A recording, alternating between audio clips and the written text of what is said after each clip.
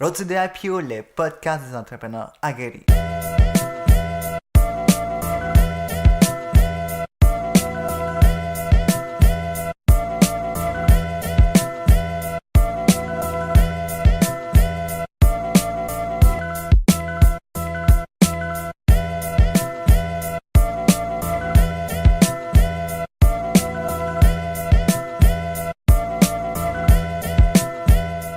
Aujourd'hui au podcast, j'ai le grand plaisir d'accueillir Alain Mignot, entrepreneur à succès et fondateur des WeGrows. Comment ça va, Alain? Ça va super bien. Et toi? Oui, merci. En fait, merci d'avoir accepté notre invitation au podcast. En fait, c'est toi qui m'avais contacté au mois de novembre 2018, mais j'avais comme tellement de podcasts. Là, je dit, mais il faut que je passe Alain au podcast. Puis Finalement, oui. froid, pas froid, ça l'a valu les 3-4 mois d'attente à Hugo pour venir assister à ton podcast, bien sûr. Oui, merci beaucoup, Farkin. Là, en ce moment, on est en 2019. Tu es mon 10e invité du podcast. J'aimerais que tu te présentes à l'audience qui nous écoute et qui nous regarde. Bon, Alain Mignot, 49 ans. 49 ans. J'ai un parcours pas mal atypique. Je proviens de Saint-Henri. Je suis né dans un quartier très défavorisé, d'une pauvreté extrême. J'ai quitté sur la rue. J'ai été élevé par des des grandes sœurs, les couvents. Foyer d'accueil, foyer nourricier. J'ai tapissé Montréal de machines à condom. J'ai une boutique d'antiquité. J'ai été le premier à mettre des bornes Internet dans les places publiques lorsqu'il n'y en avait pas dans les maisons. Et par la suite, là, je vais éviter de dire tout, sauf qu'un grand tournant, l'immobilier. Mon premier immeuble a été un 68 unités. Tout vendu, restauration, coaching, day trading, recommencer dans l'immobilier. Après avoir conduit toutes les plus belles voitures du monde, je me suis arrêté, je me suis dit, bon, qu'est-ce que tu fais? Et c'est là qu'il m'est venu à l'esprit cette passion qui m'anime depuis toujours, depuis mon enfance, l'anthropologie. Alain, pourquoi pas faire un projet à impact social, un projet qui va rapporter quelque chose à la société. Et de toute façon, ça fait longtemps que ce projet, il germait en moi. Et puis, après avoir eu l'occasion et les moyens financiers surtout, je me suis dit, OK, fais-le donc. C'est ce que j'ai fait. Donc, WeRose. Wow. Est-ce que tu sais, Alain, que tu viens de dire tous les podcasts en 2 minutes? Non, mais je vais bien détailler, vous allez voir. J'ai dit une machine à condom, mais j'ai pas dit finger tickler et cock ring. OK. Ah oui, bon. On va commencer par le début.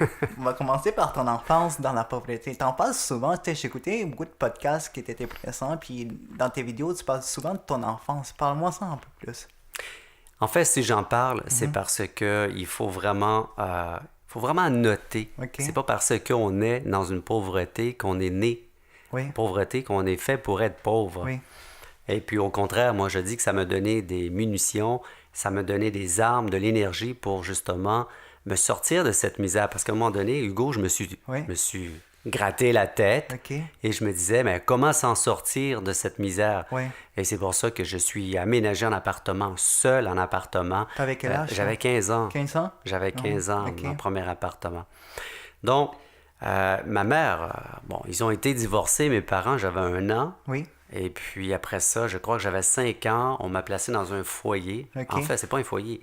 C'était un couvent. Un couvent, J'étais sur la rue Laurier, près d'avenue du Parc. Il y a une ancienne église, là, mais maintenant, ce sont des condos mignonnes parce que peut-être que vous êtes trop jeune, mais moi, je me souviens très bien. La sœur, là, c'était comme la sœur volante. Elle avait des grands chapeaux, là. Elle prenait le vent, puis elle levait de terre quasiment, là, parce que c'était comme des si gros tu vois chapeaux. la télé, hein, comme les sœurs avec les gros chapeaux à la télé. Là. Exact. Et puis, mon premier job, je me souviens très bien, mon premier job j'avais probablement 9-10 ans. Parce que vu qu'on n'avait pas de nourriture à la maison, je me disais, comment régler cette problématique d'un manque de nourriture? Ma first job je lavais un plancher au coin de Notre-Dame et Turgeon. C'est un restaurant de hot dog et de patates frites.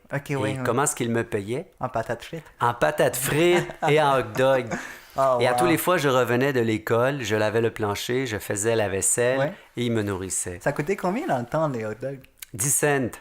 Ouais, wow. Maintenant, ça coûte comment? $1 et quelques? J'en mange plus. Non, t'en manges plus. Ok, J'en mange plus. Probablement que c'était mieux les hot dogs avant mais oui. que maintenant, mais non, j'en mange plus de hot dogs ni de hamburgers. Oui. Mais en fait, quand tu étais jeune, tu vivais à Saint-Henri, hein? Saint-Henri. Oui.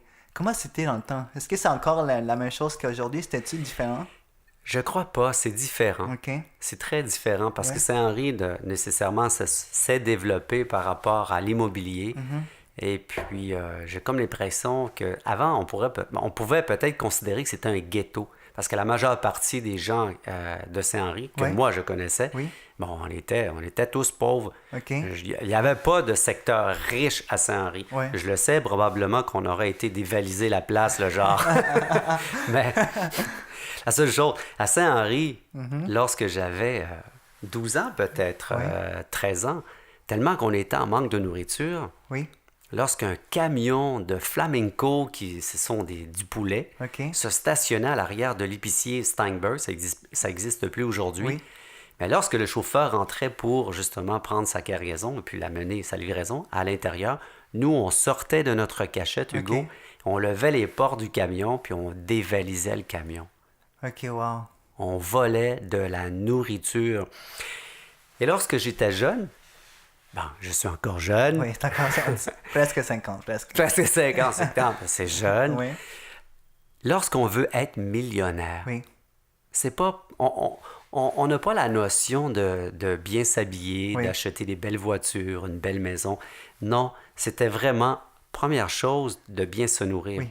Deuxième chose, que ce soit plus le voisin qui me coupe les cheveux. Ouais, OK, Et wow. que troisième chose, que je m'habille non pas à l'entraide ou au truc de seconde main. Oui, oui. Parce que oui, effectivement, j'en ai pleuré un coup lorsque Ok. tu arrives à l'école, c'est la première journée de l'année et tu es habillé avec tes vêtements qui appartenaient à quelqu'un d'autre. C'était ou, combien d'enfants? C'était combien? Est-ce que tu étais le seul? On est 5 à la maison, je suis le plus jeune. Fait que tous les vêtements des autres, on te les donnait, comme. Ah non, pas nécessairement. On prenait ça dans les trucs d'entraide. OK. Comme la nourriture. Hein. La nourriture, moi, je me souviens très bien. On savait pas qu'est-ce qu'on était pour manger à Noël. OK. Et puis, le camion de l'entraide, il venait. Et puis, il nous livrait des tortières, des tartes, toutes sortes de choses comme ça. J'allais chercher le pain à Ouais. tous les semaines OK. à la banque alimentaire. Wow. Et je me souviendrai toujours d'une chose. Oui. J'avais peut-être une dizaine de sacs de pain. OK. Et je voyais les petites pines pour fermer. Oui, oui. Toutes les dates étaient expirées. Oh, wow. Donc, si nous sommes le 14, ben, ça datait du 10 déjà. OK. Donc là, en arrivant à la maison, il fallait les mettre au congélateur. Ouais. Et je sais pas si tu sais, là, mais du pain qui est passé de date, tu mets au congélateur, tu décongèles, peu importe, avec du sucre dessus blanc. Ouais. Là. Bon, ça a été l'enfance. Mais j'ai expérimenté rapidement le travail parce que j'ai quêté de l'argent sur la rue Notre-Dame. Ouais. Et ça fonctionnait. Oui. Mais est-ce que tu penses que dans ce temps-là, tu essayais de survivre? Tiens? Parce que, tu sais, avant de parler d'argent et tout ça, si on n'a pas tous ces besoins comblés, tu sais, l'alimentation et tout, dans notre tête, c'est juste la survie. En fait, ce n'est pas autant de la survie. OK. Oui, ça en est de la Oui, survie. oui. Mais c'est pas mal plus la prise de conscience OK. de la pauvreté. Parce que, tu sais, lorsqu'on est jeune, ben, en fait, je pouvais me nourrir de n'importe quoi. Amène-moi des palettes de chocolat, j'aurais pu passer une journée sur les palettes de chocolat, Oui. exemple. Mais je savais, excusez-moi, je savais très bien, de par l'éducation, de par la famille, OK. qu'on n'avait pas de nourriture. Oui. Mais ça, c'est la chose essentielle. OK. Ouais. Wow. Puis Alain, mais tu sais, j'ai regardé un peu ton histoire, puis à un moment donné, il y a un moment où tu as commencé à voir la lumière au bout du tunnel. Puis tu as commencé, tu étais, je pense, dans son cours, puis on t'a enseigné à comment faire de la vente. Tu sais, tu as commencé à vendre des choses, puis je pense que c'est comme ça que tu as commencé à développer des skills et autres pour commencer à t'en sortir, c'est tout ça? Ben, en fait, approximatif à 13 ans, Oui. je passais la voie populaire dans, OK. dans le quartier. Je passais la presse à Oui. tous les samedis matins, là, la double presse qui était épaisse. Là. Froid, pas froid, je me souviens, c'était 2 fois lourd mon poids. Là, C'est genre. pas comme aujourd'hui avec les Ah non, iPads. c'est pas la presse électronique. Là. Et puis, je travaillais aussi à la Maison des Jeunes OK. pour aller chercher de l'argent essentiel pour justement me nourrir. Mais je me souviens pas de ta question, Hugo, vas-y. Mais en fait, c'est par rapport à la vente. sais, parce que tu sais, dans une de tes histoires, tu sais, quand j'ai commencé à apprendre la vente, là, j'ai commencé à vraiment à développer, tu sais, à faire plus d'argent. Parce Oui. que tu commençais à vraiment explorer le côté entrepreneurial. Parce que moi, je comprends que quand tu fais de la vente, tu commences à développer ces côtés entrepreneurial. Je sais pas si je me trompe. Oui, mais ce qui m'a beaucoup, beaucoup aidé dans la vente, c'est vraiment toute ma lecture que j'ai fait parce que à un certain moment donné, à un certain âge, je cherchais pourquoi je suis né à Saint-Henri. Genre, Ok, oui. hein. Ok. Et puis, je me suis intéressé rapidement à la psychologie. Lorsque je voyais ma mère pleurer, ben, je voyais personne autour d'elle, donc je me suis aperçu rapidement que le mal est entre les deux oreilles et non pas Ok. quelqu'un qui est venu la frapper ou quoi que ce soit. Ok. Donc, m'intéresser à la psychologie a beaucoup, beaucoup aidé Ok. Plus, dans la vente. ok, la psychologie, en fait. Oui, Ok. dans la façon que l'on fonctionne, dans la façon que l'inconscient projette cette vieille mémoire d'ailleurs, Oui. qui font nos habitudes. Ok. Et oui, un jour, je dis toujours lorsque je présente, je me suis reprogrammé au complet Ok. parce que de toute évidence, il n'y a rien, y a rien d'extraordinaire là-dedans. On réagit de par notre éducation, de par nos habitudes, notre programmation d'enfance, Oui. de notre éducation. Ok. Et à un moment donné, je crois qu'on peut avoir des obstacles. Et dans mon cas, j'en avais des obstacles. Oui. Il fallait que je fasse le ménage de cette, non pas morosité, Ok. mais de cette conscience de pauvreté. Wow. Et en se reprogrammant, oui, c'est faisable, on se reprogramme pour plus que lorsque nous avons des défis, que la mémoire latente de ton éducation vienne te donner Ok. des habitudes ou des pensées d'une façon, ben, je dirais pas archaïque, mais Oui. de ta mémoire latente. Ok. Et tout ça, il fallait que ça soit renouvelé. Oui. Et c'est ce que j'ai fait, je me suis reprogrammé. Et puis à partir de là, ben, sincèrement, j'avais plus de limite Ok. dans la réalisation, mais avant de réalisation, Ouais. avant de vouloir réaliser, c'est vraiment dans l'espérance. Dans l'espérance. Ok, wow. Parce que la seule limite que nous avons, Oui. c'est vraiment la nôtre. Ok, oui, c'est vraiment. Oui, c'est juste la nôtre. Hein. Lorsque je me suis marié, Oui. il y a des gens qui venaient témoigner, Ok. puis ils disaient, lorsqu'on voyait Alain, on entrait dans sa chambre, il avait 14, 15 ans. Oui. Bon, je suis retourné avec ma mère. J'avais un grand poster Ok. sur le mur, Oui. puis un peu partout. My first $1 million. Oh, wow.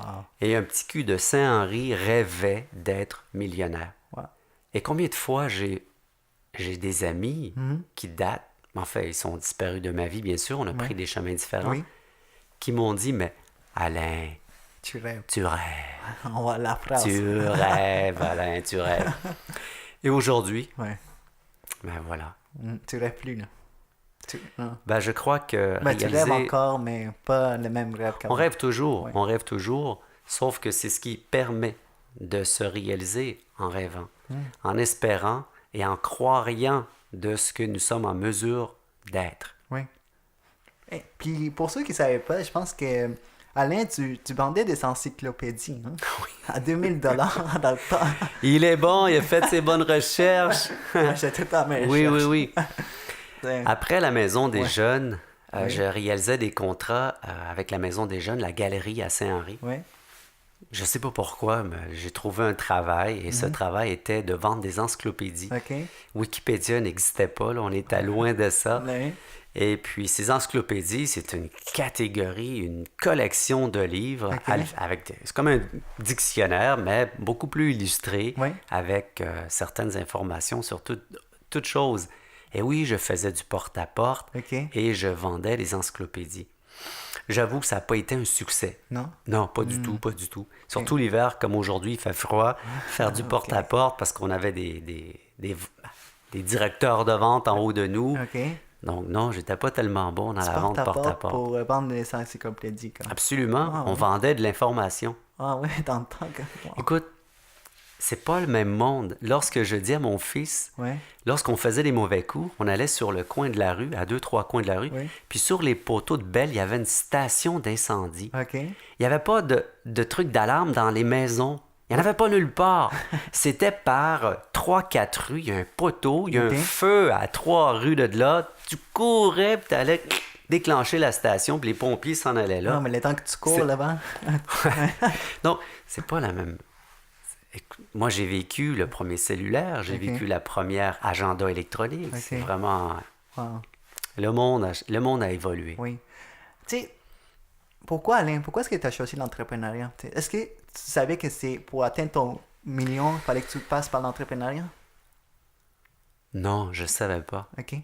Je vais vous raconter, excusez-moi, une petite histoire. OK. J'étais à l'école des adultes. Oui. Bon, j'ai pas terminé mon secondaire 5. Okay. D'ailleurs, c'est le professeur qui me dit d'aller travailler, puis j'étais pas réussir. Oh. Elle avait pas tort. C'était une autre histoire, là, mais... Faut la remercier. Oui, Madame Francine Roy. C'est comme ça qu'elle s'appelait, professeure en français. Oui. Et puis, j'arrive à l'école des adultes, et c'était ma première journée d'école, et je croise une personne qui avait un style gitane. Okay. J'étais dans le passage, des longues robes. Ouais. Et puis, lorsque je l'ai croisée, elle s'est arrêtée juste un peu en face de moi, puis elle a levé le bras, puis elle avait tellement les gros bracelets, tout a tombé dans son coude. Okay. Et là, je la regarde, et elle me dit, « Vous avez déménagé, monsieur? » Ah ouais?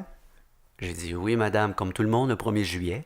Mm-hmm. » Et là, les yeux, ils pétillaient, comme ça, et là, je vois la police et un laboratoire. Oh. Hugo, on avait le camion du laboratoire Ville-Marie d'Esso. C'était marqué en grosses lettres dessus le camion. Ouais.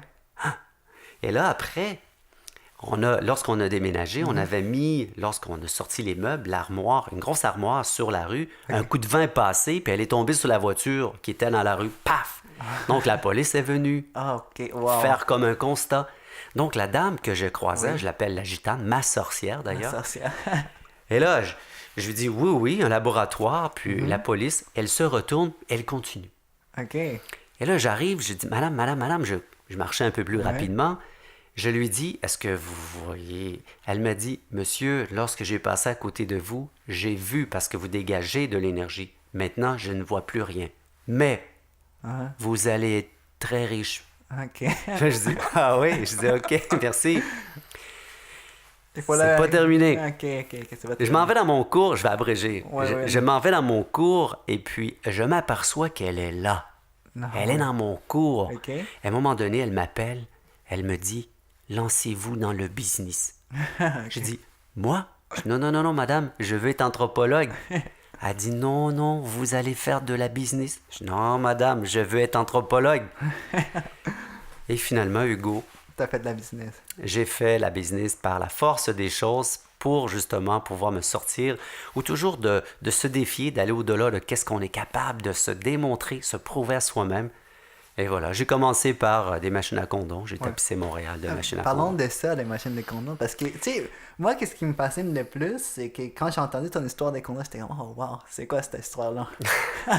Moi, c'est mal à l'aise vraiment d'aller mettre des condoms dans des bars, tu sais. Je sais pas comment t'as dealé avec ça.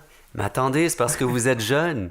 Avant les condoms, on entrait aux pharmacies Jean Coutu, on était toutes super gênés. Oui. Et pourquoi? Parce qu'il fallait demander timidement aux pharmaciens, on va avoir une boîte de condoms, parce qu'ils étaient à l'autre côté du comptoir. OK. Mais plus maintenant. Non, plus maintenant. Mais avant, oui. OK. Donc... Non, mais maintenant, c'est la caissière, tu sais, la fille, là, t'es comme... Oui, si elle est jolie, d'autant plus, c'est 2 fois plus gênant. Mais avant, les condoms, les préservatifs étaient l'autre côté du comptoir. Un jour, j'étais à l'école, j'ai cherché un travail, et quelqu'un m'a approché, me disait, ça s'appelait Gammo Pop. Il me disait, Alain, j'ai quelqu'un qui recherche un représentant des ventes. OK. Ben, j'ai dit, OK, je vais aller le voir. Et puis on m'explique que ce sont des machines à condom, des machines à peigne, des machines à parfum, toutes sortes de choses que l'on peut mettre à l'intérieur. Oui. Donc j'ai accepté.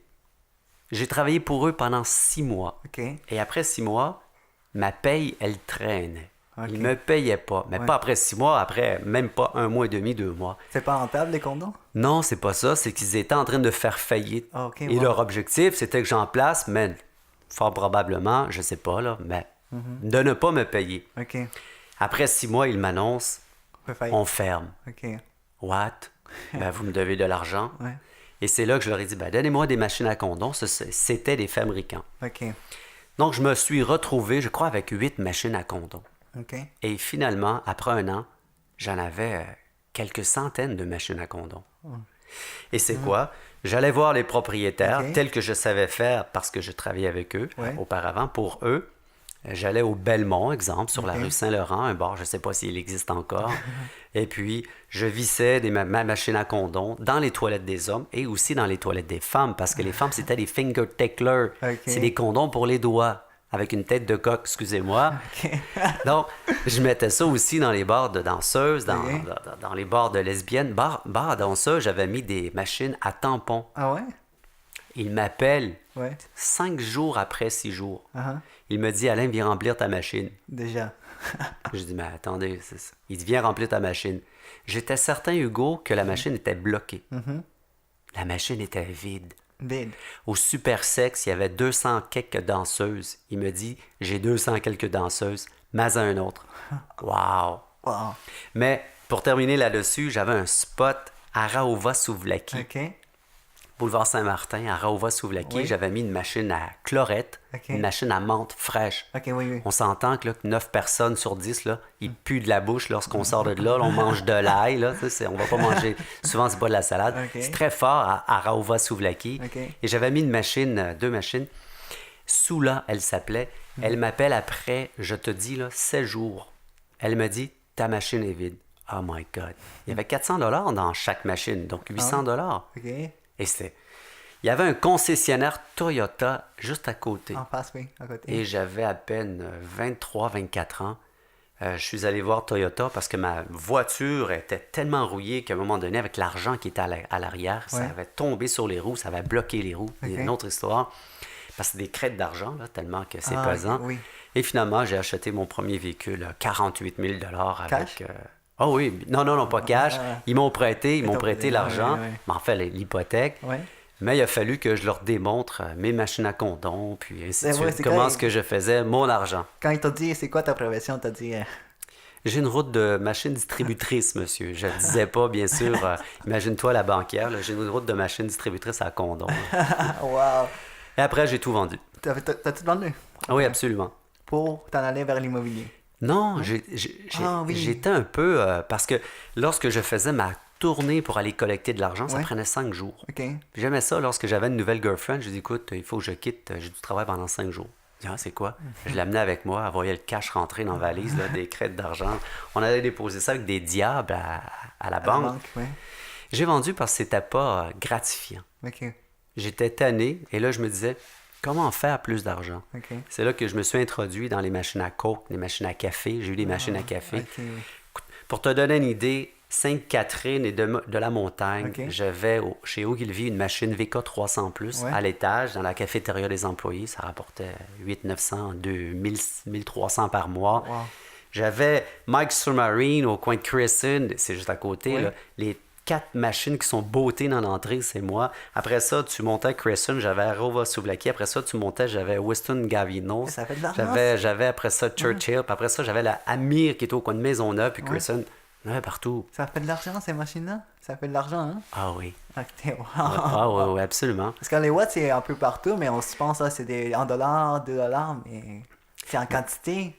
Ben maintenant, je comprends pas ta question, vas-y. Mais comme tu les vois souvent partout, mais tu t'imagines, non, c'est juste en dollars, 2 dollars, mais c'est en quantité, quand tu as beaucoup de machines, ça fait beaucoup d'argent. Ben, c'est pas juste ça, c'est le temps que tu attribues à ta machine. Ok. Si tu passes 20 minutes, Mhm. qu'elle se vide une fois par mois, ou une fois par semaine, ou une fois par 3 mois, Ok. tu vas la voir, la pauvre machine, Ouais. 20 minutes Ouais. à Ah. toutes les fois qu'elle est vide. Ok, ouais. Bon, elle te rapporte combien? 400 pour 20 minutes. Ça vaut la peine ou pas? Ça vaut la peine. Ça vaut la peine. C'est sûr, si tu mets des machines à acajou, des peanuts, j'ai jamais touché à ça. Ouais, il y a de l'huile, tu as de l'entretien, tu as du nettoyage, puis après 4 mois, je veux dire, les peanuts, 3 mois. Ça doit pas être fameuse. Pour là. moi, Ça ouais. doit pas être fameux. Et après ça, machine à café, machine à coke, j'ai tout vendu. Ok, t'as tout vendu. Pour arriver Mhm. dans l'ère de l'Internet, Ah, ok. Avant l'immobilier. avant l'immobilier. Ok. Et là, il n'y a personne qui savait c'était quoi l'Internet. Mhm. C'était pas dans les foyers, l'Internet. Lorsque je présente, j'ai une machine en diapo, là, en Ok. présentation, je pose la question aux gens, est-ce que vous savez c'est quoi cette machine? Et les gens, des fois, ils guessent. Ah, c'est un guichet. Non, non, non. C'est une borne Internet. C'est une machine à Bitcoin. Une machine à Bitcoin, c'est ça. On mettait $1 Ouais. et tu avais 15 minutes. Je crois que c'est 15 minutes pour naviguer. Écoute, ça prenait une minute pour que la page se load dans ce temps-là, imagine. Mais wow, 1 minute? Ouais, Ah, c'était long. J'ai peut-être exagéré, mais c'était hyper long. Et pourquoi j'aimais ça? Parce qu'à partir de mon appartement à Verdun, Ouais. je voyais partout ce que les gens avaient navigué, puis je savais combien ce que j'avais dans ma machine. OK. Une ligne sèche de Bell Canada, un ordinateur, une station, c'était tout métallique. On avait acheté, bien sûr, tout le kit. Et ça y est. On n'avait plus besoin de se déplacer pour entretenir la machine. OK. Ça, c'était en quelle année? 95? C'est 95, hein? J'avais, peut-être que tu l'as, peut-être 95. Ouais. Dans ce temps-là, quand l'Internet commençait. Moi, je te dirais avant. OK. Avant, 92 12. probablement. 92. Mais c'est fou comme l'histoire se répète. Hein. Maintenant, tu as des machines de Bitcoin comme tu avais des machines d'Internet. Tu sais, l'histoire se répète. C'est machines d'Internet, machines de Bitcoin, puis les Bitcoins vont devenir quelque chose plus tard. Tu sais. Oui. Ouais, c'est fascinant. On vend tout maintenant par des machines distributrices. Ouais. Tout peut se vendre. OK. Et surtout les Chinois, là, les Asiatiques sont forts sur des machines distributrices. Tu peux acheter n'importe quoi ouais. avec des machines distributrices. Cool. Ouais. Et après ça, ben, j'ai tout vendu. Tu sais, avant de passer à la deuxième partie du podcast, je voulais que pour les monde qui nous écoutent et nous regardent, où est-ce qu'ils peuvent te rejoindre? Tu sais, c'est quoi, sur quelle plateforme t'es? Je suis présent sur Facebook, sur LinkedIn, particulièrement. OK. Alain Mignon. Oui, absolument, Alain Mignot. Ben, j'en ai plusieurs. J'ai Alain Mignot profil, j'ai Alain Mignot page. OK. On essaie de transférer tous ces gens-là sur Alain Mignot page. J'ai aussi Alain Mignot immobilier, OK. qui est une nouvelle page. Nouvelle page? Une nouvelle page immobilier. Et puis c'est tout. OK, cool. Nous, on va mettre tous les liens sur la description. Fait que là, je voulais que tu me parles de l'immobilier. Puis, je voulais que tu me parles plus de ton mentor. Tu sais, il s'appelait Vladimir Tourin. Turek. Monsieur Turek. Turek, pardon.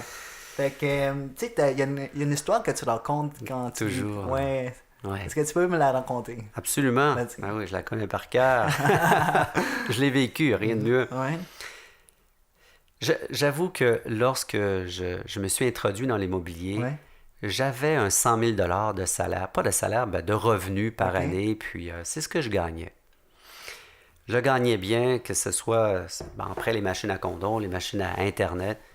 Je réalisais des contrats, parce que j'ai vite compris, Hugo, que réaliser des contrats dans la rénovation, dans ce Ouais. temps, c'était quand même lucratif. Mais attention, Ok. j'étais allergique à la poussière, j'ai toujours Ah ouais? détesté la rénovation. Ok. Jusqu'à temps que j'en fasse d'une part un métier, puis après ça, j'ai exploité ça à fond la caisse par l'immobilier. OK. Donc, j'avais un client, j'étais en train de faire pour lui un 100 unités. OK. Ça te donne une idée, on avait une grosse équipe, une vingtaine de personnes. Oui. Et ma qualité, c'est que j'étais en mesure, souvent les propriétaires, ils ont des 100 unités, des 60 unités, ils veulent rénover au complet leur projet, ils veulent pas que ça prenne 1 an, ils veulent pas que ça prenne 2 ans, ils veulent que ça prenne 6 mois. OK, oui. Parce qu'il y a des renouvellements de loyer qu'il faut faire, et Oui. puis ils ont bien l'intention d'envoyer leur renouvellement de loyer, bien sûr, avant que les travaux soient faits, après que les travaux soient faits dans les bonnes dates prescrites par la loi. OK. Donc un soir, je me disais, Alain, il faut que tu l'appelles. Un monsieur qui s'appelait Vladimir Turek, OK. pour lui demander de l'aide. J'étais prêt à investir dans mon premier sixplex. OK. Sixplex. Sixplex, OK. Wow. oui. Donc, j'habitais, allez voir ça sur Google, 10 Troy à Verdun. Je suis fier de le dire. Parce qu'après ça, je pourrais vous donner l'adresse d'une maison.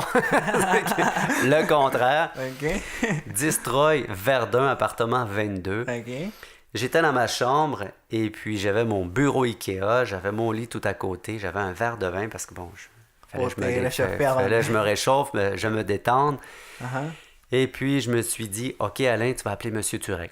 OK. Je vais vous l'imiter parce que lorsque je parle de lui, vas-y. je dis toujours je prononce toujours son accent. OK. La conversation, Hugo, s'est déroulée vraiment comme ça. Je signale son numéro. Allô? Oui, Monsieur Turek, ça va bien? Oui, toi? Ça va. Qu'est-ce que je peux faire pour toi? Je dis, Monsieur Turek, get to the point. Je dis, Monsieur Turek, j'aimerais ça vous demander de l'aide pour acheter un siplex. OK. À une condition. J'ai dit laquelle? Que tu achètes un 60. Wow. Et là, 3 secondes de silence, 4.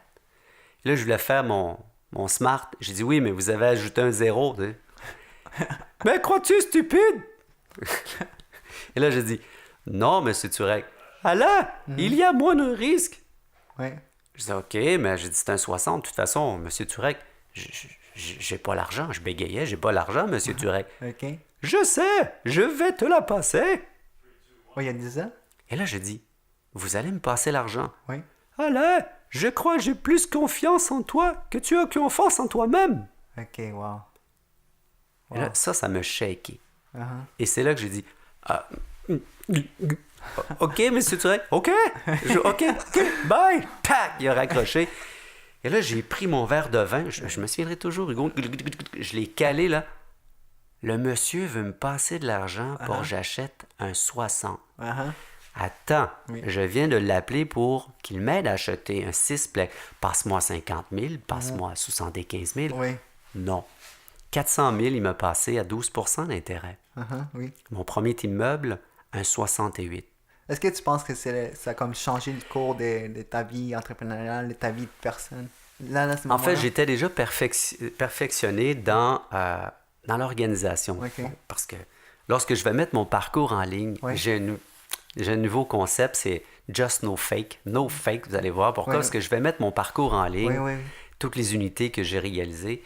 Et puis, oui, ça a changé de beaucoup ma perception, mes choses, la façon que je le vois maintenant. OK. Pourquoi? Parce que lorsqu'on, non pas caresse, mais lorsqu'on touche à des grosses unités comme ça, on parle à coût de centaines de mille. Maintenant, ça coûte millions de dollars. Ouais. C'est pas à coût de dizaines de mille de dollars. C'est tout à fait différent. Donc, un gros immeuble, un 68 unités, Ouais. t'imagines-tu, c'est une garderie, c'est un village. C'est un village, hein? C'est un village. Wow. Et c'est de la collecte de loyer. Ils rentrent de l'argent là, dans un 68 unités. Je me souviens, il restait 15 000 net. Net. Après que j'ai travaillé, j'ai tout fait. Oui. 15 000, 17 000, ça dépend. Net par mois qui restait dans cet immeuble. OK. Est-ce que c'est là le moment que tu es devenu millionnaire? Tu sais, quand tu te rappelles, tu disais, j'avais mon poster dans ma chambre, mon premier million. C'était quand?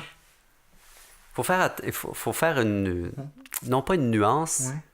une particularité, parce que ce que tu dis, c'est super important. Oui. Je disais à mon mentor, M. Turek, Ouais. Monsieur Turek, j'ai pas d'argent. OK, ouais. Simonac, là, il dit, OK, je vais te faire un chèque de millions, donne-moi tout ce que tu as.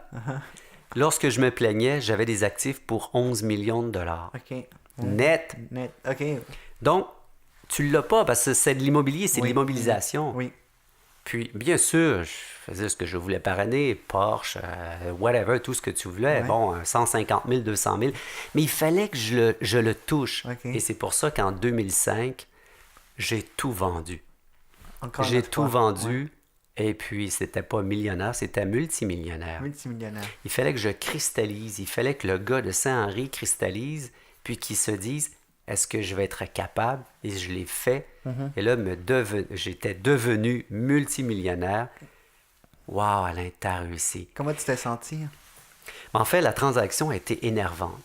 Parce que c'est chez Raymond Chabot, ce sont tous des spécialistes. Mon avocat fiscaliste ne comprenait même pas la stratégie qu'il m'offrait. OK. Parce qu'ils ont fait toutes sortes de... Enfin, il y a des stratégies. C'est un gros parc immobilier.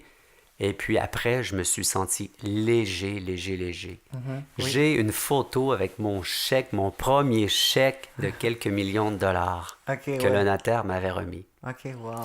Et bien sûr, M. Turek était super content. Ouais. Il s'est toujours vanté, parce qu'il est fier, d'avoir aidé quelqu'un à atteindre une prospérité. Quand je te dis, il s'est vanté lorsqu'il va chez Renault Dépôt. C'est bon. Lorsqu'il a... Ben oui. Et pourquoi qu'il m'a aidé? Parce qu'il n'y a pas de fils, il y a juste 2 filles. OK. Mais wow, c'est tellement intéressant de voir, tu sais, que quelqu'un prend un rêve puis il l'amène dans la réalité, tu sais, comme toi. Pour tu as commencé quand tu étais jeune, tu voulais vraiment avoir les millions, puis après tu l'as eu. C'est vraiment fascinant. Je l'ai eu. Écoute, sincèrement, Hugo, il y a beaucoup de thinking, il y a beaucoup de notions de spiritualité, de motivation, de recul, Ouais. plein de choses comme ça. Parce que se défier comme ça, Ouais. se défier nous-mêmes. On a beau dire, ah, je vais être multimillionnaire. Oui, mais attache ta tuque. Il y a des sacrifices Ok. à faire et il y a du travail à faire. Ok. Wow. Ok. Bon. Euh, Maintenant, je vais passer vraiment je vais parler de We Rose. Tu sais, pour finir vraiment le podcast, je veux qu'on finisse avec We Rose parce que ça, c'est un autre projet qui te tient à cœur, mais pas juste toi, mais plein d'autres personnes. Et tu es en train de créer vraiment une communauté de personnes qui veulent s'impliquer là-dedans. Puis, quoi de mieux que les fondateurs pour nous expliquer c'est quoi We Rose? En fait, We Rose vient d'une réflexion, Ok. d'un succès. Oui. Je me suis toujours dit, lorsque je vais réussir, je vais probablement m'accomplir d'une autre façon. Ok. Et pourquoi? Si j'ai tout fait dans l'immobilier, si j'ai couru pour réussir au point de vue monétaire, Ouais. il y a juste une et seule raison, c'est pour me démontrer à moi-même et non pas à n'importe qui d'autre que moi-même que le petit garçon de Saint-Henri, ses rêves d'enfance sont réalisables et je les ai atteints. Ok. Après les avoir atteints, j'ai toujours aimé l'anthropologie, comme je disais tout à Oui. l'heure. Je suis trop conscient de tout ce qui se produit dans ce monde. C'est pas d'hier, là. Non. Ça non. fait longtemps. Oui. D'ailleurs, j'ai une autre anecdote, mais pour une autre fois, Ok. c'est pas d'hier que je suis conscient que 80% des poissons sont disparus, 50% de la biodiversité, et je calcule que d'ici, c'est pas moi, là, il y a la science qui le dit, oui. d'ici quelques décennies, la NASA d'ailleurs, La NASA. c'est comme si on va avoir fait un bond d'il y a 200 000 ans face à l'état de cette planète. Ok. Et j'ai un enfant. Oui. Donc, à un moment donné, T'as une génération qui vient après toi. Là. c'est pas juste pour mon enfant. Ok. C'est parce que je me suis permis, j'ai réussi, Oui. et maintenant, ben, tu sais, j'ai déjà mon mentor qui était assis devant moi, il me Ouais. dit « Alain, j'aimerais que tu t'occupes de ça. » Ok, monsieur Turek, êtes-vous sûr? Oui. Bon, pourquoi? 1 million de plus ou de moins, ça change plus rien. Ok, c'est vrai. Ouais. Mais à quoi? Tu sais, ce genre de personnes qui cumulent, on n'est Ouais. pas dans le temps de l'ère de l'Égypte, là. Ouais. La planète a besoin de mécènes. Oui. La société a besoin de personnes qui apportent des projets, qui ont des impacts sociaux. Ok. Parce que nous sommes rendus dans un changement collectif que nous devons absolument exécuter. Donc, après avoir touché à ce succès, la seule chose que j'avais dans la tête, c'est Ok. d'apporter ou de faire un projet à impact social. Mais je ne savais pas quoi exactement. Est-ce que ça aurait été une pièce de théâtre, une chanson, un livre? J'ai aucune idée. Et au fur et à mesure, je me suis aperçu que finalement, oui, pour avoir un certain succès, une reconnaissance rapide pour le projet Oui. était par l'intermédiaire du web, Ok. de l'Internet. L'Internet, oui, bien sûr. Et ce que j'ai voulu faire comme de plus à apporter, parce que c'est important, il y a un marché, puis Oui. j'ai étudié le marché, Change.org est une grande plateforme, 230 millions d'utilisateurs, Ok. valorisés à quelques milliards. Bon, je ne te parle pas de leurs problèmes qu'ils ont eus, Oui. mais Bill Gates, Branson, tous des grands de ce monde qu'ils ont investi à coût de 50 millions de dollars dans Change.org. Ok, oui. Et Change.org offre seulement la pétition. Ok, la pétition, oui. Et tant qu'à moi, le temps de la pétition est terminé. Ok. Ce n'est qu'un appui technologique et maintenant nous devons passer à l'action et c'est pour ça que We Rose offre en plus de la pétition des actions vraiment concrètes. Donc c'est une revendication de cause sociale et dessus on a le choix de faire soit une pétition, un boycott, soit une rencontre ou quoi que ce soit. Le changement est dans l'action. Oui. Et pour terminer, c'est ce que je disais chez LG2 lorsque j'ai fait le projet. Oui, oui, J'ai oui. écouté, premièrement, arrêtons de parler du changement. Oui. Et, mais pourquoi? Qu'est-ce que tu veux qu'on utilise comme mot dans ce cas-là? Ok. Je disais, pour moi, le changement, je vais vous dire c'est quoi? C'est le silence et le mouvement. Ouais, j'aime ça, ouais. Et là, il m'a dit, mais là, je savais, ils me regardaient tous d'une façon bizarre. Oui. J'ai dit, vous voulez savoir qu'est-ce que ça veut dire? Ça veut dire, ferme ta gueule et bouge. Et pourquoi? Parce que Hugo, lorsqu'on change, Oui. est-ce que nous avons besoin de le dire? Non. Non. Non. Let's do it. D'ailleurs, j'ai toujours une même anecdote. J'avais dit à Yann, Ouais. il y a une fille, une fois, j'étais jeune, Ouais. je tournais autour d'elle comme une abeille autour d'un pot de confiture. Ouais. Elle me regarde, J'ai dit, qu'est-ce que tu aimerais faire? Elle dit, let's do it. Là, let's do it. Let's do it. Shut up. Let's do it. Do it. C'est Yeah. ça. Fais-le. Donc, pour moi, le changement que nous devons opérer passe par nous-mêmes. Tu sais, le mot soyez dans Gandhi, là. Oui. Soyez le changement que vous voulez avoir dans ce monde. Ben, tout est là, sauf le premier verbe qui est le mot soyez. Mais le changement, Oui. il y a une anecdote qui dit, c'est un professeur à l'université en développement durable qui disait, tant aussi longtemps que l'être humain sera malade, la planète en souffrira. Oui. Et le changement, c'est pas la nature, c'est pas les nuages, C'est nous. c'est nous. C'est nous. C'est nous. Dès lors qu'on va comprendre que le pouvoir que nous avons pour changer l'état de cette planète, de par notre consommation et toutes ces autres choses, Oui. ça va changer. Mais avant ça, il faut faire un tour à l'intérieur de nous. Ouais. Il faut faire un tour à l'intérieur. Que c'est donc difficile de changer nos habitudes. C'est difficile, De par ce qu'on nous offre à consommer Ouais. et de par nos vieilles habitudes qui est enregistrées dans notre reptilien. Mais j'ai l'impression que c'est ça que tu es en train de créer avec les ambassadeurs Heroes. Tu cherches du monde qui veulent le changement, mais le changement aussi dans le silence. Parce que c'était peut-être pas tous des gens reconnus comme Yann Lajoie, mais ils sont vraiment impliqués. Puis c'est ça que j'aime. Moi aussi, même, je suis impliqué là-dedans. Puis merci pour l'opportunité en passant. Ça me fait plaisir. Puis vraiment, je regarde cette communauté. Puis à chaque fois que je regarde tes réseaux sociaux, c'est écrit la bague s'en vient. The wave is coming. The wave is coming. Ça veut dire quoi en fait? C'est quoi? C'est-tu quelque chose qui s'en vient? C'est que, oui, il y a plein d'activités qui s'en viennent pour We Rose, Oui. bien sûr, mais j'ai tellement étudié la mise en marché de We Rose. Oui. Je sais très bien, j'ai lu les livres sur les théories révolutionnaires. OK. Et pourquoi? C'est des recensements de toutes les révolutions, même dans le marketing, ainsi de suite. Il faut un certain nombre d'initiés pour avoir un effet de bascule. OK, oui. Et lorsque je dis The Wave is coming, premièrement, c'est pas moi qui l'ai sorti, non, c'est quelqu'un, OK? c'est quelqu'un? Oui, c'est quelqu'un, je trouve ça super bien. C'est comme un effet de domino, comme We Rose. Mais lorsqu'il va y avoir un nombre névralgique, Oui. ça va chambarder. C'est OK. comme un effet de bascule dans le marketing. Oui. Et effectivement, il y a quelque chose de super important dans la communauté We Rose des ambassadeurs. C'est que c'est pas moi le changement, c'est pas juste moi. Ouais. C'est tout le monde. C'est tout le monde. Donc, je n'ai pas à porter le projet seul. Ouais. Je veux et j'aimerais, et c'est ce que les gens espèrent et veulent, et c'est ce qu'ils font, supporter le projet We Rose parce que c'est un projet de changement sociétal. Pour tous, ouais. Pour tous. C'est pas juste à moi, ce projet. J'ai toujours dit aux gens, sans votre participation, vous savez à quoi qui est dédié We Rose? À quoi? À mourir. Ah ouais? Bien sûr. C'est vrai. Comment veux-tu faire fonctionner un projet sociétal sans l'appui des citoyens, sans la participation des citoyens? C'est mort. En parlant de ça, comment est-ce qu'on fait pour devenir ambassadeur Heroes? Si pour ceux qui regardent et écoutent ces podcasts, comment est-ce qu'ils peuvent, où est-ce qu'ils peuvent aller pour vraiment devenir ambassadeur? Il y a plusieurs façons de le faire, Hugo. De par la page Facebook sur We Rose Ambassadeur. OK. Ils peuvent passer par là. Nous leur posons 2-3 questions. On ne demande pas le numéro d'assurance sociale, donc c'est correct, ni le compte bancaire, ni la carte de crédit. Donc, d'une part, ça, c'est faisable par cette voie de Facebook, et de l'autre, on peut me contacter directement. Et puis, bien sûr, je vais parler avec la personne, je vais échanger, je vais aller voir son profil, OK. et puis il va être accepté. Si c'est une personne qui va prôner le changement, désire le changement, il est un ambassadeur. OK. D'une part, c'est très important de comprendre une chose.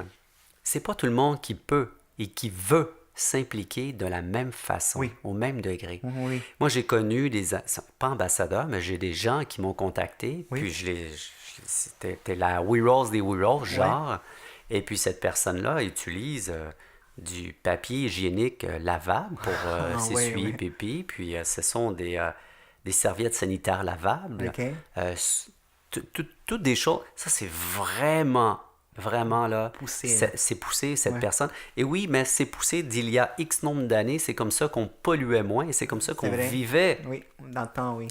Tandis qu'il y en a d'autres que l'appui est probablement plus électronique. Ils vont nous partager, ils vont nous commenter, il y a plein...